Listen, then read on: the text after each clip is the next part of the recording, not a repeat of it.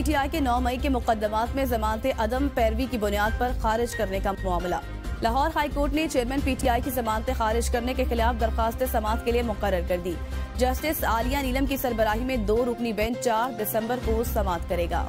जी बिल्कुल, chairman PTI की 9 मई के मुकदमात में जमानत अदम पैरवी की बुनियाद पर खारिज कर दी गई थी, जिस पर चेयरमैन पीटीआई की जानब से लाहौर हाई कोर्ट से रजू किया गया था। चेयरमैन पीटीआई की जमानत खारिज करने के खिलाफ दरख्वास्त समाअत के लिए मुकर्रर कर ली गई है। जस्टिस आलिया नीलम की सरबराही में 2 रुकनी बेंच 4 दिसंबर को समाअत करेगा। रजिस्ट्रार ऑफिस ने कॉल लिस्ट भी जारी कर दी है।